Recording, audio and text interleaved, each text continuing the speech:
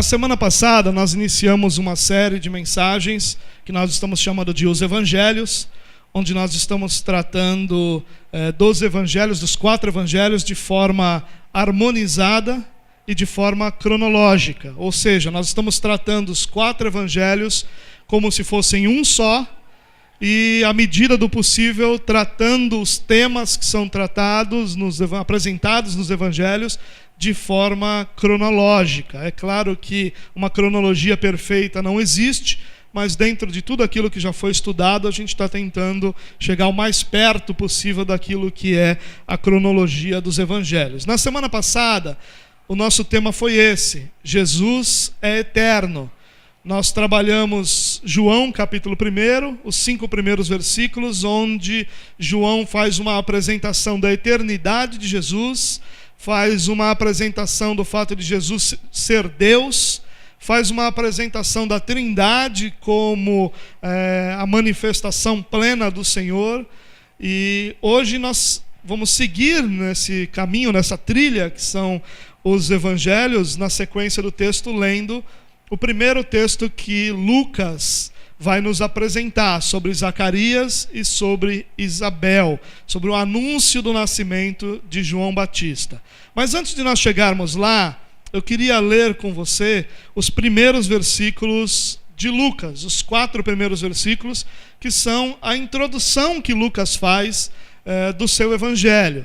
E nessa introdução nós temos algumas informações bastante importantes daquilo que Lucas vai tratar ao longo de toda a sua carta. Nós vimos no Evangelho de João que a intenção de João era escrever para judeus que crescem, para que eles crescem, que Jesus era o Messias, ou o Cristo. E a gente viu que a palavra significa a mesma coisa, uma tem uma raiz grega e outra uma raiz hebraica, mas a intenção de João era escrever para que crescemos que Jesus é o Cristo. Então ele escreveu basicamente com o foco nos judeus, os judeus fora de Israel, os judeus na diáspora, os judeus dispersos pelo mundo conhecido da época, e essa era a intenção de João. A intenção de Lucas é diferente, e nós encontramos a intenção de Lucas nesses 4 primeiros versículos. Vamos dar uma olhada? Diz assim, muitos já se dedicaram a elaborar um relato dos fatos que se cumpriram entre nós, conforme nos foram transmitidos por aqueles que desde o início foram testemunhas oculares e servos da palavra. Eu mesmo investiguei tudo cuidadosamente desde o começo e decidi escrever-te um relato ordenado, ó excelentíssimo Teófilo, para que tenhas a certeza das coisas que te foram ensinadas. Bom, Lucas, a primeira coisa que ele está dizendo aí é que ele não foi testemunha ocular, que ele investigou, como outros já fizeram, em fontes que foram testemunhas oculares, ou que no mínimo foram fontes diretas das testemunhas oculares. Ele endereça sua carta a um homem chamado Teófilo. Nós não sabemos quem é esse homem, não temos na história nenhuma informação sobre ele, mas era bastante comum naquela época que homens ricos patrocinassem historiadores, e é esse o papel que Lucas está fazendo aqui. Então não seria nada espantoso para nós se Teófilo tivesse sido um homem que patrocinou a empreitada de Lucas para que ele pesquisasse e escrevesse o Evangelho. E na verdade nos dá a entender que Teófilo era um cristão, porque ele diz o seguinte, que ele está escrevendo para que Teófilo tenha certeza das coisas que lhe foram ensinadas. Então é muito natural nós pensarmos que Teófilo já conhecia das coisas do Senhor, já havia sido ensinado no Evangelho, e que Lucas estava escrevendo o seu Evangelho, que depois, no final das contas, se torna Lucas e também o livro de Atos, 2 livros que se complementam, mas que Lucas tinha a intenção de confirmar a fé de Teófilo. Lucas, aqui, ele escreve com uma mente grega, para pessoas de cultura grega. Lucas é o único dos evangelistas que tem o cuidado de explicar onde fica a Galileia, onde fica Gadara, onde fica Jerusalém. É o único que tem o cuidado de explicar os rituais judaicos. Então, é muito claro que Lucas esteja escrevendo, na sua intenção, de escrever para pessoas que não tinham o conhecimento prévio do judaísmo, mas que tinham o conhecimento prévio da cultura grega, que vivessem nesse mundo helenizado. É bem possível que Lucas tivesse como alvo, além de Teófilo, outros cristãos gentios, ou seja, que não tinham por nascimento essa herança judaica ou a nação judaica. Lucas tem muito material inédito, muito material que é dele, já que ele pesquisou, né? Então tem muito material que só no evangelho dele é apresentado. Mas tem muito material no evangelho de Lucas que é síntese ou que é cópia daquilo que está no evangelho de Marcos. Então fica muito claro também que Lucas usou o evangelho de Marcos também como sua referência. E ele vai intercalando um material inédito com aquele material que Marcos tem. Material inédito com o material que Marcos tem. Então a gente vai encontrar muito do evangelho de Marcos aqui em Lucas. Bom, qual é a intenção dele? Realizar um relato histórico e ordenado. Então ele é o único que declara claramente sua intenção de escrever alguma coisa de forma cronológica. Então é natural que nós encontremos nele as primeiras histórias ou a base daquilo que será o seu evangelho. Já que os outros evangelistas tinham outras intenções, eles não tiveram necessariamente a mesma preocupação que Lucas de colocar todo o fundamento, toda a base. Por exemplo, Marcos não se preocupa nem em apresentar a genealogia de Jesus. Ele já apresenta Jesus direto, início do Evangelho de Jesus Cristo, apresenta João Batista, apresenta Jesus e já vai direto para as ações do Senhor. Por quê? Porque cada um dos evangelistas tinha seu próprio propósito, alvo ao escrever os evangelhos. Então Lucas se propõe a ser um historiador, escrevendo ordenadamente, cronologicamente e escrevendo de uma forma muito clara aquilo que era o Evangelho. Bom, nós vamos nos concentrar nesse texto hoje, Lucas capítulo 1, dos versículos 5 até o versículo 25. Mas nós vamos fazer como a gente sempre faz quando um texto é longo. Nós vamos ler o texto à medida que a gente vai conversando sobre ele, para que a gente possa ir desenvolvendo aquilo que o texto nos ensina. Bom, a primeira coisa que eu quero dizer aqui, irmãos, é que Deus está iniciando o descortinar, vamos dizer assim, da nova aliança. Mas ele não faz isso, e é isso que Lucas vai mostrar, ele não faz isso à parte da antiga aliança. Ele não faz isso sem ter a conexão com a antiga aliança. Então esse primeiro relato, ele vai acontecer em Jerusalém, ele vai acontecer no templo, ele vai acontecer envolvendo sacerdotes, ele vai acontecer envolvendo rituais judaicos. Então, o que Jesus está fazendo aqui, o que Deus está fazendo, na verdade, é conectar a antiga aliança da lei, do judaísmo, com a nova aliança que começa a ser apresentada agora e que começa a ser fundamentada agora e que vai encontrar o seu ápice em Cristo Jesus. Ele não faz a parte como se ele jogasse tudo o que aconteceu fora e começasse tudo de novo. Não, a nova aliança, ele é o cumprimento da antiga aliança. Aliás, o propósito de toda a lei, o propósito do templo, o propósito do judaísmo é um só: anunciar Jesus Cristo como o Salvador. Todas as coisas do Antigo Testamento são sombra, são tipos, são figuras de Cristo Jesus. É em Cristo que se cumpre a lei, é em Cristo que o templo reencontra seu propósito, ou deixa de ter propósito, já que depois ele é destruído. É em Cristo que todas as coisas, todas as promessas, todas as realidades, todas as figuras do Antigo Testamento encontram cumprimento. Em Cristo Jesus.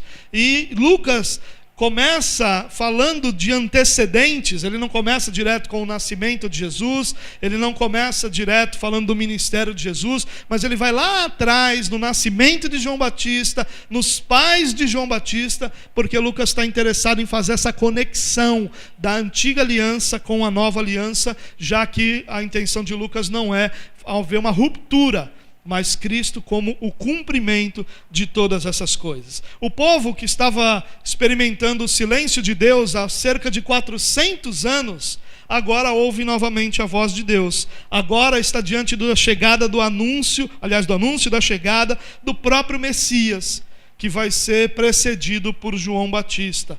Nós não podemos esquecer que entre Malaquias, o último livro do Antigo Testamento, e Mateus, o primeiro do Novo, nós temos cerca de 400 anos de silêncio. 400 anos onde Deus não levanta profeta, onde Deus não fala, onde nada é revelado, silêncio total, e apenas a expectativa de Israel que Deus tivesse misericórdia do seu povo e falasse novamente com o seu povo. E é isso que acontece aqui. Então o que Lucas apresenta entre Zacarias e Isabel é: Deus voltou a falar com o povo. Deus voltou a trabalhar no meio do povo. Deus voltou a estar com o seu povo, porque Deus anunciou que a salvação é chegada, que o reino de Deus é chegado, que o Messias está à porta, aquele que vem adiante dele é chegado, está sendo anunciado, está sendo profetizado, porque acabou o tempo de silêncio e chegou a hora de Deus cumprir as suas promessas no meio do seu povo. É isso que ele está anunciando aqui. Então vamos dar uma olhada no texto? Vamos lá. Se você quiser acompanhar comigo aqui na mesma versão, você pode. Se você quiser acompanhar na sua Bíblia também, fique à vontade. A versão que eu estou utilizando aqui é a versão NVI. Se você não tem uma versão dessa impressa, tem muitos aplicativos que você pode baixar com essa tradução também, tá? Com essa versão, na verdade. Bom, vamos lá. Começando esse texto, no versículo 5, diz assim: no tempo de Herodes, rei da Judéia. Bom, Lucas aqui ele está sendo historiador. Então o que ele está fazendo? Ele está datando aquele momento. Esse Herodes que ele anuncia aqui é um Herodes que deixou de ser rei da Judéia no ano 4 antes de Cristo. Então certamente o que ele está relatando aqui é no ano 4 ou 1 ou 2 anos antes disso, né? No ano 5 ou no ano 6 antes de Cristo. Então ele está falando de um período bem próximo daquilo que nós conhecemos como o ano 0, que certamente não é o ano do nascimento de Jesus. Mas ele está falando do ano aqui perto, próximo do ano 4. E olha o que ele diz: havia um sacerdote chamado Zacarias, que pertencia ao grupo sacerdotal de Abias, e Isabel, sua mulher, também era descendente de Arão. Aqui ele apresenta os personagens. Quem são os personagens? Um sacerdote chamado Zacarias, ou seja, um descendente de Arão, de nome Zacarias, que pertencia ao grupo sacerdotal de Abias. E aqui tem um detalhe interessante, até mesmo de data, porque Davi divide ou separa todos os sacerdotes em 24 grupos diferentes. Então, eram 24 equipes sacerdotais que serviam no templo. Ou seja, cada 15 dias por ano, essas equipes serviam no templo. Nos outros dias do ano, eles vão servir ao povo fora do templo. Mas cada equipe servia por 15 dias. 2 vezes por ano, cada vez eles serviam por 1 semana. E aqui a equipe de Abias, da qual Zacarias faz parte, está servindo no templo. Ele está cumprindo o seu período de cerca de 7 dias, e nós somos informados também que Isabel, sua mulher, também era descendente de Arão. Ou seja, nós temos um sacerdote descendente de Arão e a sua esposa descendente de Arão também. Isso não era muito comum, ou não era obrigatório.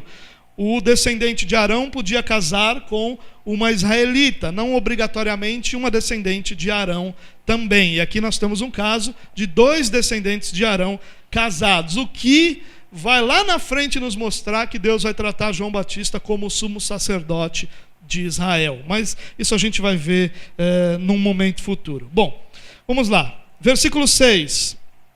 Olha o que o texto nos ensina.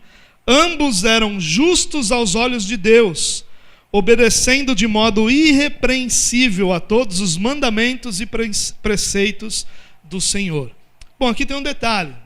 Quando o texto diz que ambos eram justos aos olhos de Deus, esse texto está dizendo que eles eram tão justos quanto alguém pode ser. Eles eram tão justos quanto um ser humano pode ser. Eles eram tão obedientes quanto um ser humano pode ser. Ele não está fazendo uma afirmação de perfeição, mas ele está fazendo uma afirmação de obediência intensa, de plena obediência. Quando ele diz que eles eram irrepreensíveis e seguiam de modo irrepreensível todos os mandamentos do Senhor, ele está muito mais se referindo aos mandamentos levíticos, aos mandamentos para os sacerdotes, aos mandamentos que os levitas tinham que seguir. Mas de qualquer forma, os dois são mencionados aqui como pessoas justas, obedientes, pessoas que serviam a Deus com toda a dedicação, serviam a Deus com toda a fidelidade. Há uma ótica humana aqui. Ao olhar humano, eles eram justos diante de Deus. Ou seja, eles tinham uma vida de piedade que era visível a todos que estavam à sua volta, na obediência dos mandamentos que eles cumpriam. No versículo 7, olha que interessante. Mas eles não tinham filhos, porque Isabel era estéril, e ambos eram de idade avançada. Olha que interessante, Lucas está fazendo aqui um contraponto. Ele diz, olha, eles eram justos, mas Isabel não tinha filho, mas eles não tinham filho porque Isabel era estéril. Ele está dizendo, olha, eles são justos, mas não têm filhos. Por que Lucas está fazendo isso? Porque ele está lidando com um conceito cultural judaico. Dentro da cultura judaica, quem não tinha filhos era considerado amaldiçoado. Dentro da cultura judaica, a prova da bênção de Deus sobre a família eram os filhos. A prova da bênção de Deus sobre o casal era que esse casal tivesse filhos. Aliás, eles são herança do Senhor. Então havia uma compreensão de que a bênção era provada pelo nascimento dos filhos, e naturalmente aqueles que não tinham filhos eram vistos pelo povo como pessoas não abençoadas pelo Senhor. Talvez a palavra amaldiçoadas seja muito forte, mas a ideia é essa: pessoas que não eram abençoadas pelo Senhor. E Lucas deixa bem claro que eles não tinham filhos e não tinham nenhuma perspectiva de tê-los. Ambos eram de idade avançada. Em Israel não havia aposentadoria para o sacerdote, havia para o levita. O levita se aposentava aos 50 anos de idade, mas o sacerdote só se aposentava quando morria. A aposentadoria do sacerdote era a morte. Então é bem possível que você encontrasse Zacarias bem avançado de idade, já com mais de 50, 60, 70 anos de idade, e aí já certamente com nenhuma chance de ter filhos. Mas olha o versículo 8, começa a contar uma história específica deles. Certa vez, estando de serviço o seu grupo, Zacarias estava servindo como sacerdote diante de Deus. Ele foi escolhido, no versículo 9, ele foi escolhido por sorteio, de acordo com o costume do sacerdócio, para entrar no santuário do Senhor e oferecer incenso. Está acontecendo aqui algo grandioso. Ele foi sorteado para oferecer incenso. Os judeus têm o Talmud, que é um livro que tem vários conteúdos dentro dele. Um deles é a Mishnah, que é uma espécie de explicação da lei oral, é uma espécie de organização da lei oral judaica, da lei civil, da lei política. Os rabinos explicavam como as coisas tinham que ser. E nessa Mishnah diz que o sacerdote só poderia servir incenso, oferecer incenso diante do Senhor uma vez na vida. Muitos sacerdotes nunca serviram diante de Deus oferecendo incenso. Era algo grandioso, era algo que enchia de alegria o coração do sacerdote, ele oferecendo incenso, porque ele estava ali sozinho dentro do lugar santo. Lembra do tabernáculo, que depois vira o templo? Há um lugar santo onde só os sacerdotes entravam, e lá dentro desse lugar eles ofereciam incenso diante do Senhor. Não é no Santo dos Santos, é no lugar santo, mas os sacerdotes ofereciam pela manhã, e no fim da tarde, ou pela tarde, eles ofereciam incenso. E era por sorteio. Existiam milhares de sacerdotes em Israel na época de Jesus. E ele é sorteado dentro do seu grupo para participar desse grande privilégio que muitos sacerdotes nunca tiveram oportunidade. No versículo 10 diz assim, chegando a hora de oferecer incenso, ou seja, Lucas não está nos informando se foi pela manhã ou se foi pela tarde, o povo todo estava orando do lado de fora. Por quê? Porque o povo estava esperando que, ao oferecer incenso, o sacerdote saísse e declarasse a bênção de Arão sobre o povo. E o fato de falar de um povo todo mostra que provavelmente isso acontece num sábado, né? E se fosse num sábado, nós teríamos certamente aí Deus honrando o seu dia, Deus honrando o dia que é separado para ele, né? Dentro dessa cultura judaica toda, nós estamos lidando com o dia do sábado ainda, não com o dia do Senhor, como a igreja vai tratar ao longo do tempo, mas Deus honrando o seu dia nesse momento. E então, o que acontece? Os sacerdotes deixam Zacarias sozinho, só ele fica no lugar santo, e aí então ele vai oferecer incenso, enquanto todos esperam do lado de fora. No verso 11, diz assim: então um anjo do Senhor apareceu a Zacarias, à direita do altar do incenso. O versículo 12 diz: quando Zacarias o viu, perturbou-se e foi dominado pelo medo. Tenta imaginar a cena. A Bíblia em nenhum momento mostra um anjo dentro do lugar santo. Está lá Zacarias oferecendo incenso. Por que ele oferecia incenso? Para que esse incenso representasse ali a oração do povo de Israel, chegasse diante de Deus como aroma suave e Deus tivesse misericórdia de Israel. Então o que ele está fazendo ali é pedindo misericórdia a Deus pelo povo de Deus. E aí você está lá clamando por misericórdia. Nenhuma informação de anjo no lugar santo. E de repente você olha, tem um anjo do seu lado. Qual seria a sua reação? Morri. Essa seria a reação. E na verdade eu tenho uma coisa que eu quero dizer aqui para você, meu irmão. Quando nós olhamos para as Escrituras, sempre que nós encontramos uma manifestação sobrenatural, nós não encontramos essa leveza e naturalidade que nós encontramos nos nossos dias. Quando nós encontramos pessoas dizendo assim: Deus falou comigo, como se tivesse sido qualquer pessoa que tivesse falado com ele. Sempre que nós encontramos nas Escrituras uma manifestação do falar de Deus, seja através de anjos, seja através de uma teofania, a manifestação do próprio Cristo no Antigo Testamento, ou seja, de qualquer outra forma, nós encontramos quem está nessa manifestação apavorado. Nós encontramos Moisés caindo como morto. Nós encontramos João caindo como morto. Nós encontramos Isaías diante da glória de Deus dizendo: morri. Acabou a minha vida, eu vou morrer, porque eu sou impuro, estou no meio de um povo de impuros lábios também. Então nós não encontramos essa naturalidade de Deus falando e como se estivesse conversando com o brother da esquina, né? Nós não encontramos isso. Nós encontramos sempre Deus falando, e quem está ouvindo numa santa reverência, num santo temor, num desespero de que aquilo poderia se concretizar na sua morte, porque eles têm consciência do seu pecado, de quão miseráveis são. Então, diante de Deus, qualquer homem que tem consciência do que vai tremer, vai temer. E você imagina então a cena, tá ele sozinho, nem para ter outro sacerdote junto, para dizer: corre, corre Zacarias. Nem isso tinha, sozinho no lugar santo, oferecendo incenso, clamando: Deus, tenha misericórdia desse povo. E quando ele abre os olhos, um anjo do seu lado. Certamente eu teria saído correndo, né? Ele aqui diz que o medo o dominou, talvez por isso ele tenha paralisado, né? E eu lembro de um amigo meu que contou uma história que no meio de uma manifestação soltaram uma bomba de efeito moral no meio dele, ele ficou lá parado, né?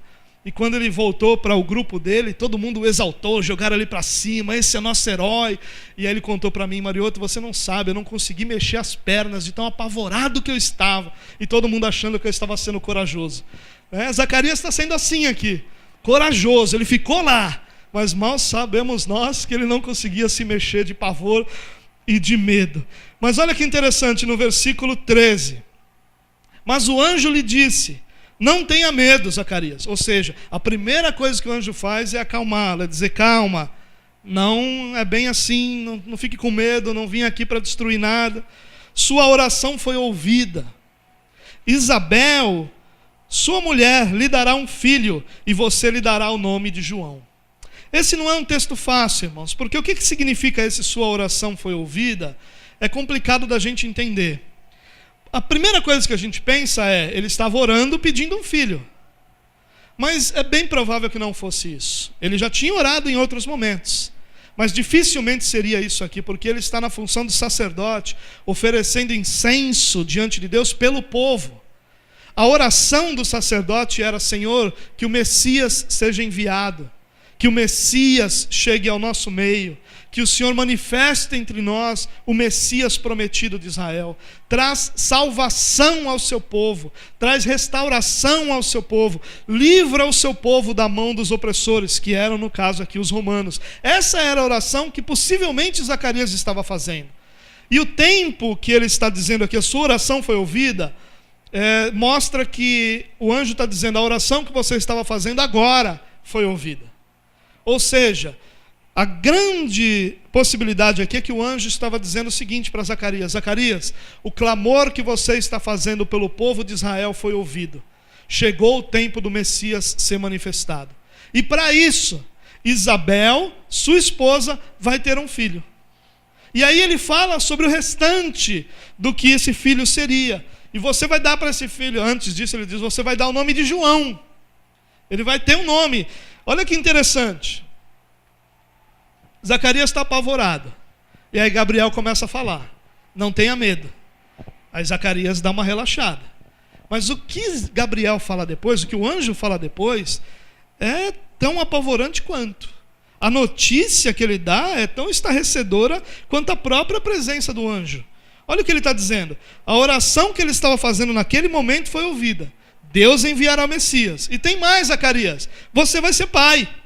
E tem mais, Zacarias: Deus escolheu o nome do seu filho, vai ser João, que significa o Senhor é gracioso, ou o Senhor manifesta a sua graça. Nós não temos condição de entender o que está acontecendo aqui, porque o silêncio havia sido quebrado. Deus está novamente falando ao seu povo. Por 400 anos o povo clamou e nada de se ouvir a voz de Deus. Mas aqui Deus está falando e está dizendo: Zacarias, chegou a hora de salvação para o meu povo. E você tem parte nisso. Sua mulher vai ter um filho, você vai ser pai. E tem mais, eu já escolhi o nome do seu filho, é João. Porque esse vai manifestar que Deus é gracioso sobre Israel. É óbvio que aquilo foi aterrorizante, é óbvio que aquilo foi estarrecedor para Zacarias, mas olha o que mais ele diz. Ele vai continuar falando. Se isso já fosse pouca coisa que ele está dizendo, ele continua falando sobre João Batista, né? Olha o que ele diz: ele será motivo de prazer e alegria para você. Até aí tudo bem. O nascimento de um filho é motivo de alegria e prazer para o seu pai. Até aí, nada de especial. Mas, olha o que ele continua dizendo: e muitos se alegrarão por causa do nascimento dele, pois será grande aos olhos do Senhor. E aí ele já começa a dizer: seu filho vai ter um papel muito maior do que alegrar sua família, do que alegrar você, do que alegrar Isabel. Ele vai ter um papel importante no meio do meu povo. E aí olha o que ele diz: ele nunca tomará vinho nem bebida fermentada. Aqui ele não está falando sobre o voto do Nazireu, porque tem outras coisas: não tocar no corpo, isso ele não podia, no corpo morto, né? Isso ele não podia mesmo como sacerdote, e não há nenhuma menção ao cabelo, a cortar o cabelo, cortar a barba, não há nenhuma menção a isso. Então aqui Lucas já começa a nos mostrar algo que ele vai apresentar lá na frente. Deus trata João Batista como sumo sacerdote de Israel. O que ele está dizendo, sabe qual era a ordem para o sacerdote? A ordem era assim: nenhum sacerdote vai beber vinho nem nenhuma outra bebida fermentada antes de entrar no santuário de Deus. Em outras palavras, sacerdote não pode tomar uma antes de pregar. É isso que a lei dizia. E aí, o que o anjo está dizendo aqui é: ele não vai tomar uma nunca. Por quê? Porque ele vai estar diante de mim sempre. Porque eu o escolhi para ser sumo sacerdote em Israel. Então, não vai existir um momento que ele não vai estar diante de mim. Ele vai me servir e estar diante de mim sempre. Por isso, ele tem que cumprir a lei do sacerdote, como se Como ele não vai ter o templo, nem vai ter o santuário para servir, eu vou levá-lo ao deserto, para que lá eu gere o meu templo, lá eu gere o sumo sacerdote, tudo que o sumo sacerdote é e faz pelo povo. Ele vai estar sempre diante de mim, e por isso ele não vai beber absolutamente nada. Ainda no versículo 15 diz: e será cheio do Espírito Santo desde antes do seu nascimento. Tem tanta coisa bonita aqui, né, irmãos? Nós não clamamos a Deus por isso, por essa realidade aos nossos filhos, que ele seja cheio do Espírito Santo desde o seu nascimento, desde antes do seu nascimento. Nós temos que crer, e o que Lucas mostra aqui é o que ele vai desenvolver também em todo o seu evangelho, a verdade que Lucas mostra que ninguém pode fazer nada exceto por uma capacitação do Espírito Santo. O que Lucas está dizendo aqui é que João Batista vai ser quem é, ou vai ser quem ele foi, porque o Espírito Santo já estava com ele, esteve com ele sempre. Não houve um único momento em que João Batista servisse diante de Deus sem que o Espírito Santo estivesse sobre ele. É o Espírito Santo que capacitou João Batista a ser, a fazer e a viver todas as experiências que ele teve, porque ele sempre foi cheio do Espírito Santo. A grande lição para nós aqui é essa: nenhum de nós pode fazer absolutamente nada, exceto se formos capacitados pelo Espírito Santo de Deus a fazer. Versículos 16 e 17, olha que interessante. Fará retornar muitos dentre o povo de Israel ao Senhor, o seu Deus, e irá diante do Senhor no espírito e no poder de Elias, para fazer voltar o coração dos pais a seus filhos e os desobedientes à sabedoria dos justos, para deixar um povo preparado para o Senhor. Ele aqui faz uma conexão com Malaquias. Pela última vez, Deus tinha falado com o povo em Malaquias. E agora Deus está falando com o povo no templo novamente. Olha o texto de Malaquias, versículos 5 e 6 do capítulo 4. Diz assim: vejam, eu enviarei a vocês o profeta Elias antes do grande e terrível dia do Senhor. Ele fará com que os corações dos pais se voltem para seus filhos e os corações dos seus filhos para os seus pais. Do contrário, eu virei e castigarei a terra com maldição. E João Batista é aquele enviado para cumprir isso. Chegou a hora de Deus resgatar o seu povo. E João Batista é anunciado como aquele instrumento de Deus que fará isso, que participará disso e que diante de Deus vai servi-lo em prol da salvação do povo. Versículo 18. Zacarias pergunta ao anjo: como posso ter certeza disso? Sou velho e minha mulher é de idade avançada. Poxa, Zacarias, estava tão bom, né? Você estava no melhor dia da sua vida, porque não existia glória maior para um sacerdote do que oferecer incenso. Um anjo apareceu quebrando 400 anos de silêncio. Você recebeu a promessa de que agora seria pai, depois de tantos anos chorando, humilhado, esperando. E eu anuncio isso através de Gabriel, do anjo poderoso que serve diante do trono. E você vai me perguntar como é que você pode ter certeza? Poxa, Zacarias, aqui deu ruim, irmãos. Zacarias está incrédulo, duvidando daquilo que está para acontecer. E é uma grande lição para nós, irmãos. Incredulidade não é realidade que é encontrada apenas na vida do ímpio. Todos nós aqui, por causa do sofrimento contínuo, das lutas que nós enfrentamos, das batalhas que se travam, todos nós somos tentados diariamente a olhar para as circunstâncias e a deixar de crer na manifestação sobrenatural de Deus. Nós somos tentados a olhar para a nossa vida apenas de forma natural. O que Zacarias está fazendo aqui, Abraão fez. Quando Deus promete um filho a Abraão, em Gênesis 15, versículo 8, Abraão pergunta: pai, como é que eu posso ter certeza? Senhor, como é que eu posso ter certeza? E aí, Deus não pune Abraão. Mas aqui é diferente. Aqui, a entonação de Zacarias é: eu quero uma prova. Eu demando uma prova. Uma prova precisa ser apresentada, porque eu olho e vejo o seguinte: eu sou velho e minha mulher é de idade avançada. Não dá para isso acontecer. Não dá para o filho nascer. Não tem como isso se tornar realidade. Eu preciso de uma prova. Eu quero uma prova. A pergunta é a mesma de Abraão, mas o coração é outro. Ele está quase que exigindo um sinal. E a prova da sua descrença é tanto o anjo falar que ele foi incrédulo, tanto ele lembrar o anjo que ele é velho e que sua esposa é avançada em idade. A incredulidade, irmãos, é algo terrível sobre a nossa vida e é uma tentação constante. Não importa quão justo você seja, não importa quão obediente você seja, não importa quanto você ame o Senhor, não importa quanto você esteja servindo ao Senhor, a incredulidade é uma tentação que atinge a todos nós e que pode derrubar todos nós aqui. Por isso a gente precisa aprender com essa lição, para que a gente possa superar as tentações da nossa incredulidade. E nós vamos aprender no restante do texto. Olha os versículos 19 e 20. Diz assim: o anjo respondeu: sou Gabriel, o que está sempre na presença de Deus, fui enviado para transmitir estas boas novas. Só isso já deveria bastar. É Gabriel, aquele que serve diante de Deus e que foi enviado para trazer boas notícias.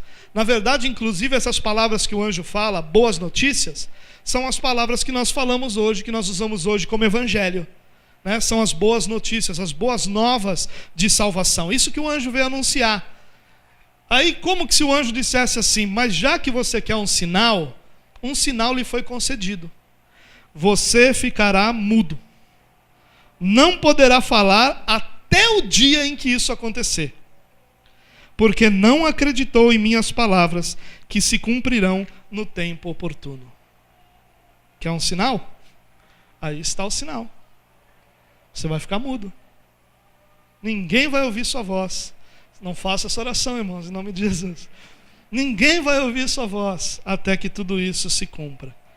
O anjo se identifica, diz que foi enviado, traz as boas notícias, que há um sinal, e que o sinal é que ele ficaria mudo como prova da ação de Deus. No versículo 21 e 22 diz assim: enquanto isso o povo esperava por Zacarias. Por que o povo está esperando? Porque o povo está esperando pela bênção. Quando o sacerdote oferecia incenso, ele saía do lado de fora do templo e declarava a bênção araônica, ou a bênção de Arão, sobre todo o povo.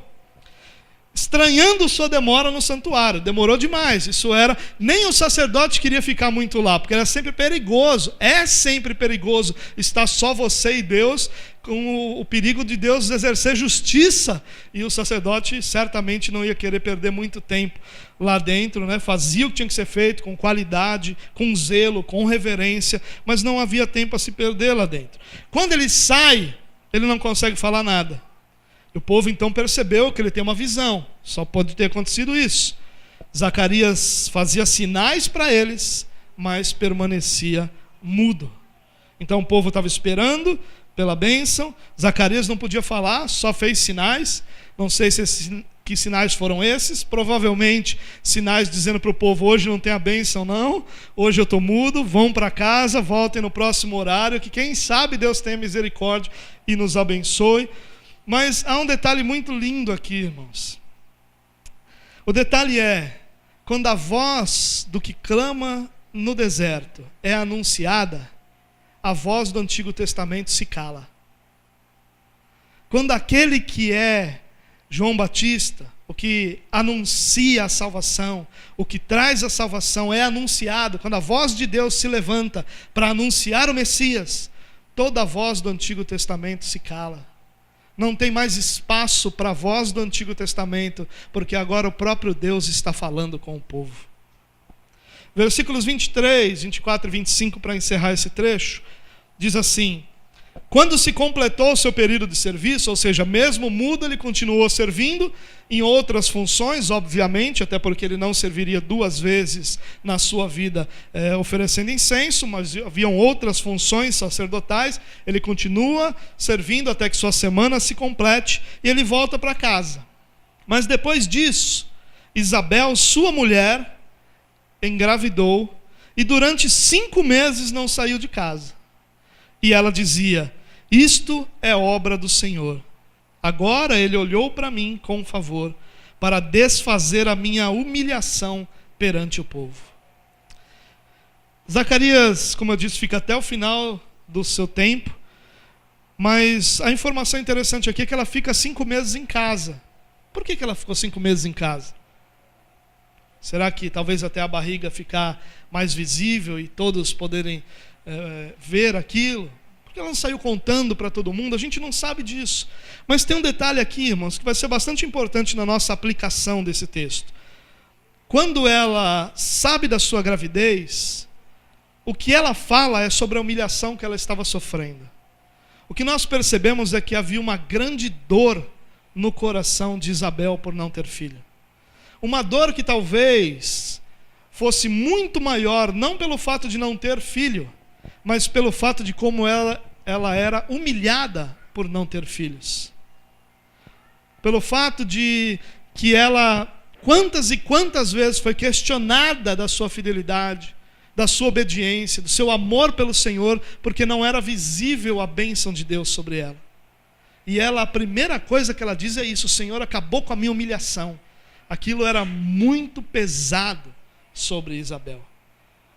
O fato é que ela engravida, aquilo que Deus promete se cumpre, e na sequência nós vamos ver o nascimento de João Batista, o seu ministério, sua vida, não hoje, certamente, mas eu queria aproveitar esse texto que nós lemos até aqui, que começa com um momento de angústia por não haver filhos e termina com 5 meses de gravidez, com uma gravidez que traz grande alegria para a mãe, para Isabel, e que tem muitas lições para a gente aprender aqui, irmãos. Então eu queria que a gente encerrasse essa mensagem com algumas aplicações desse texto para a nossa vida.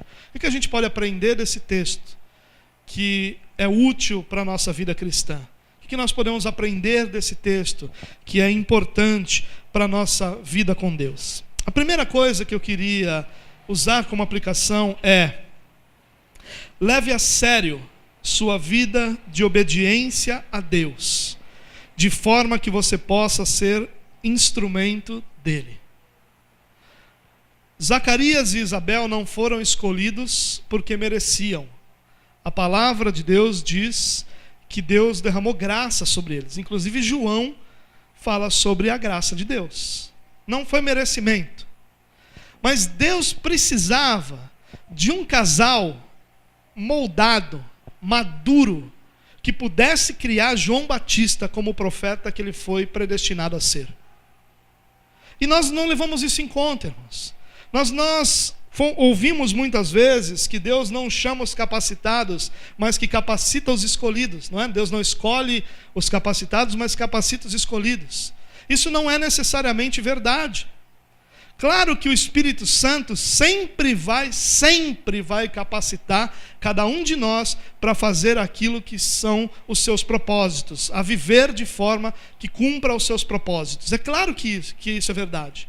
Mas Zacarias e Isabel foram um casal moldado pelo sofrimento, um casal maduro, um casal que sabia o que era esperar em Deus, um casal que sabia confiar no Senhor, um casal que mesmo com a maior frustração e dor da sua vida, que era não terem um filho, são identificados como justos diante de Deus.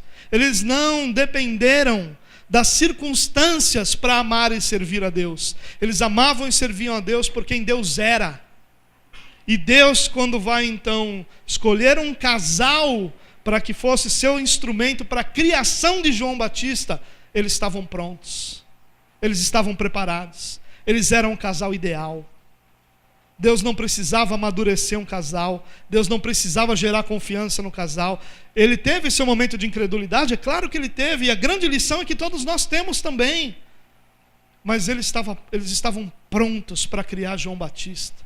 João Batista não ia ser criado só como o filho da promessa, mas pelo relacionamento que eles tinham com o Senhor, pela obediência que eles tinham com o Senhor, João Batista ia ser criado nos moldes que o anjo explica, que o anjo ordena. Leve a sério, meu irmão, sua vida de obediência. Nós muitas vezes não somos instrumentos de Deus para a transformação das pessoas ao nosso redor, porque nós não levamos a sério a nossa vida de obediência. Porque nós não levamos a sério o trabalhar de Deus sobre nós. Porque quando Deus tenta nos moldar pelo sofrimento, tudo o que nós sabemos fazer é murmurar e reclamar daquele sofrimento, não permitindo que o Senhor nos molde através daquela luta e daquela dor. Deus capacita escolhidos, capacita, mas Deus também escolhe pessoas que Ele já capacitou. Ele também escolhe pessoas que Ele já moldou. Zacarias já tinha sido moldado, Isabel já tinha sido moldado. Em grande sofrimento eles são identificados como justos. Então leve a sério sua obediência, porque quem sabe Deus queira enviar alguém como João Batista, não com seu ministério obviamente, mas alguém que faça a diferença e que precise de pais que o moldem, que o ensinem, que o instruam, como Zacarias e Isabel fez. E que Deus encontre em você esse pai, essa mãe, mas não só nisso, mas em tudo que Deus quer fazer, que Ele encontre em nós pessoas moldadas pelo sofrimento, que aceitam a sua correção e que obedecem a Ele com alegria no seu coração. Segunda aplicação: Deus escreve a história e não somente reage a ela. Tudo o que aconteceu aqui foi Deus que fez. Quando sortes foram lançadas, Zacarias foi sorteado. Quando ele vai oferecer incenso, Deus envia o anjo. Quando o anjo traz a promessa de Deus e Zacarias não crê, o anjo trata Zacarias para que ele passe a crer. Você não vai falar mais nada, você vai ficar mudo. Deus faz tudo aqui. É Deus quem fala, é Deus quem quebra o silêncio, é Deus quem quebra a esterilidade de Isabel e concede a eles filhos. Um filho, né? João Batista. É Deus quem faz tudo aqui.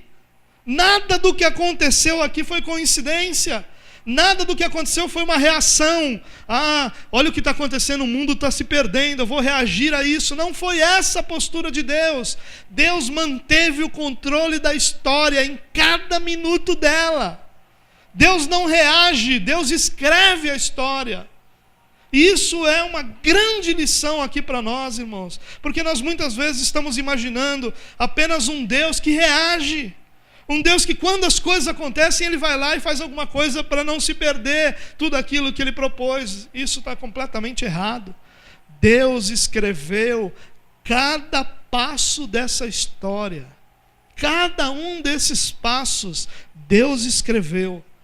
Do momento em que chegou o dia da turma de Abias servir, Zacarias estaria lá e Deus fez com que ele fosse sorteado, até o dia em que Isabel desse à luz a João Batista, aquele que é a voz que clama no deserto e que preparou o caminho para o Senhor.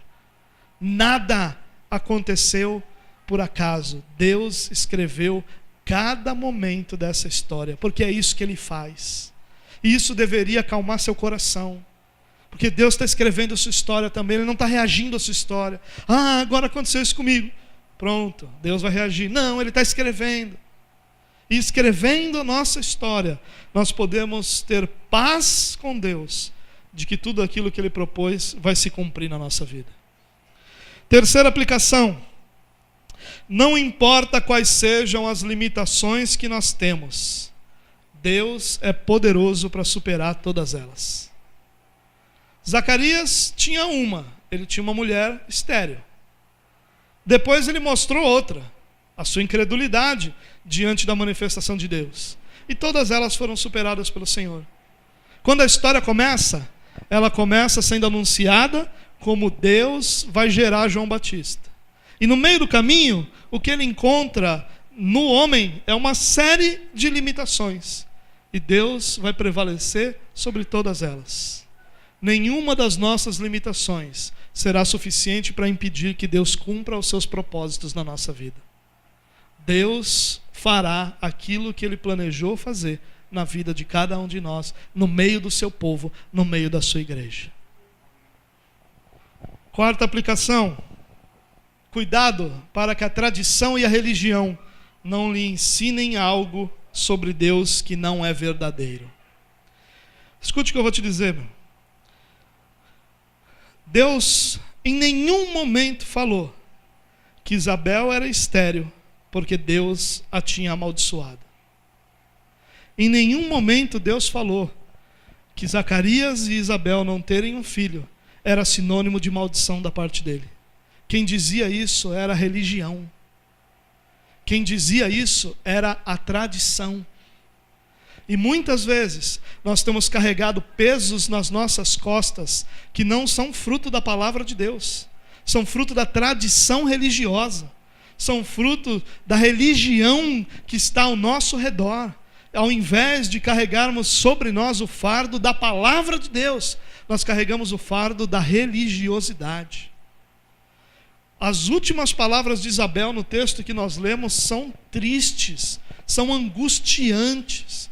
Ela se esconde por 5 meses e se alegra porque agora sim todos veriam que Deus acabou com a sua humilhação.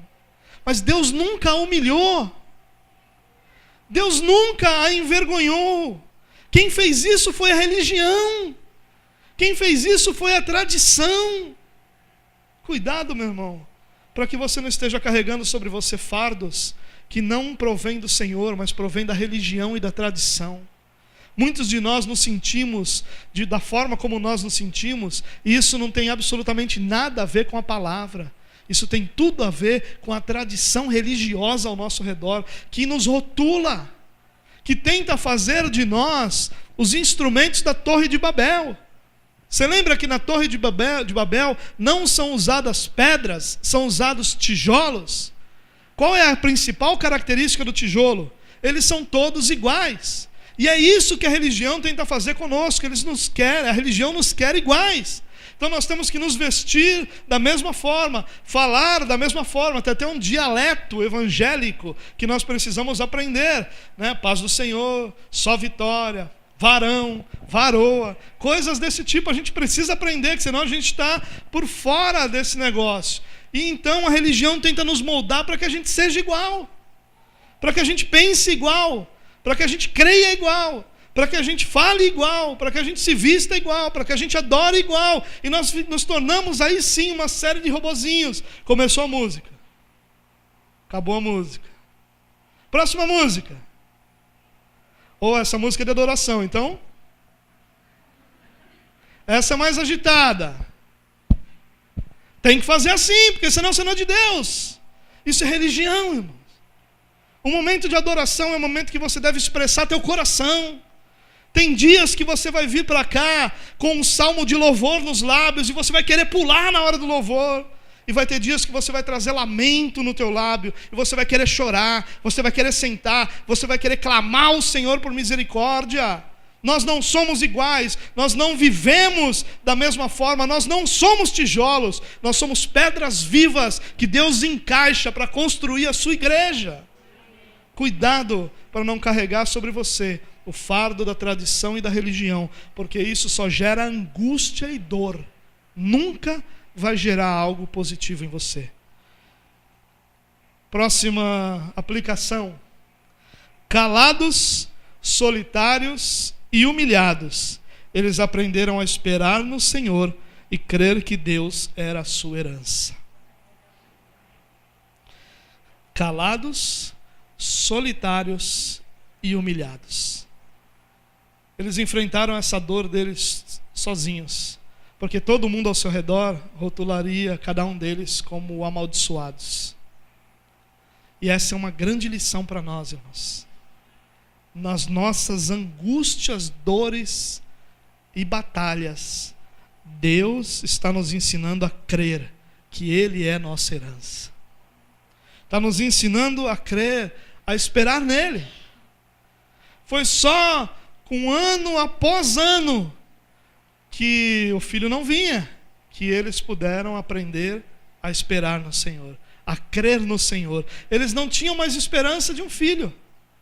O que Zacarias fala para o anjo é prova de que ele não tinha nenhuma esperança mais de que viesse o filho. Mas eles tinham outra herança, e a herança deles era o Senhor. Nas nossas lutas nós aprendemos a confiar que o Senhor é a nossa herança. Penúltima aplicação: a incredulidade nos torna incapazes de abençoar. A pergunta que nós deveríamos fazer para Zacarias é: Zacarias, para que serve um sacerdote mudo?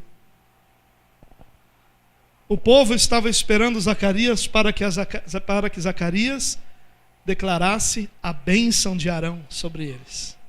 Mudo, ele não tinha nada para fazer pelo povo. A nossa incredulidade nos torna incapazes de abençoar. É quando nós não cremos que nós perdemos a força de abençoar os que estão ao nosso redor. É quando nós não conseguimos olhar para as promessas de Deus e confiar nelas, que nós deixamos de ter a capacidade de alguma forma, declarar, derramar ou abençoar as pessoas que estão ao nosso redor. A incredulidade é muito mais séria do que a gente imagina, irmãos. Porque a incredulidade não atinge somente a nós. A incredulidade atinge também aqueles que estão ao nosso redor. Aqueles que estão à nossa volta são atingidos por nossa incapacidade de abençoar. Porque a igreja de Cristo é abençoada através da realidade que nós abençoamos uns aos outros. O que nós recebemos de Deus, nós compartilhamos uns com os outros. Sejam dons, seja dinheiro, seja tempo, seja talento, seja o que for, nós compartilhamos uns com os outros. Essa é a nossa capacidade de abençoar. E nossa incredulidade nos tira essa capacidade de abençoar. Não atinge só a nós, não. Atinge também aqueles que estão ao nosso redor. Em último lugar, nossas orações são ouvidas por Deus, mas atendidas de acordo com os seus propósitos. Nem todas as nossas orações serão respondidas com aquilo que nós gostaríamos que acontecesse, mas todas as nossas orações serão respondidas com o cumprimento do propósito de Deus em nós. Não há uma única oração não ouvida pelo Senhor, mesmo quando a resposta dela é o silêncio para nós. Ela nunca é silêncio verdadeiro, porque vai chegar o momento que nós ouviremos a voz de Deus com a resposta de cada uma das nossas orações. Nós não podemos ser tolos ao ponto de achar que quando nós nos colocamos diante daquele que nos resgatou, que nos adotou como filhos e que clamamos a Ele em cumprimento da sua palavra. Você lembra o que Paulo fala? Não andem ansiosos por coisa alguma. Antes coloquem todas as suas petições através da oração e súplicas, dando ações de graça. Coloquem diante de Deus as suas necessidades. É o que Paulo está dizendo em Filipenses 4. Ou seja, é a ordenança que a gente vá a Deus.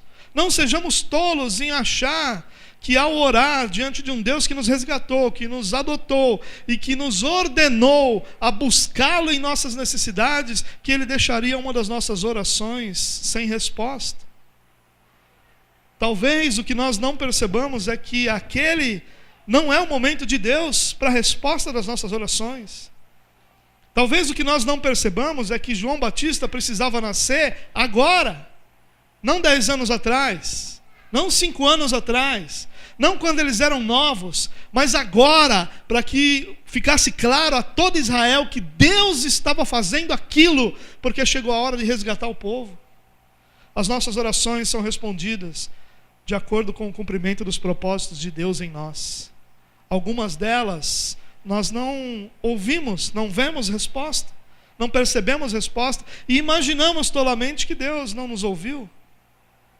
Mas saiba que nenhuma delas, Apocalipse fala sobre a oração dos santos sendo levada diante de Deus como incenso. Não há oração do Filho de Deus que não seja ouvida pelo Pai. Todas as nossas orações chegam diante do Senhor e cumprem para a glória de Deus o propósito que o próprio Deus tem para essas nossas orações. Porque essas nossas orações não são feitas à parte de Deus. Elas são feitas debaixo da soberania de Deus. Por isso que nós somos conduzidos pelo Espírito de Deus a orar. Nós somos ensinados, instruídos pelo Espírito de Deus como convém orar. Por isso que Tiago diz que às vezes o que nós não recebemos porque nós estamos pedindo mal, porque não estamos pedindo de acordo com o propósito de Deus. E que quando nós confiamos no Espírito Santo, Ele vai então nos ensinar a orar, nos direcionar a orar de acordo com os propósitos dEle. Confie no Senhor, meu irmão. A história de Zacarias, ela é historicamente o fundamento do ministério do Messias e do resgate da humanidade. Mas ela é para nós também lição de que Deus permanece soberano sobre todas as coisas, controlando todas as coisas e governando tudo aquilo que está debaixo das suas mãos.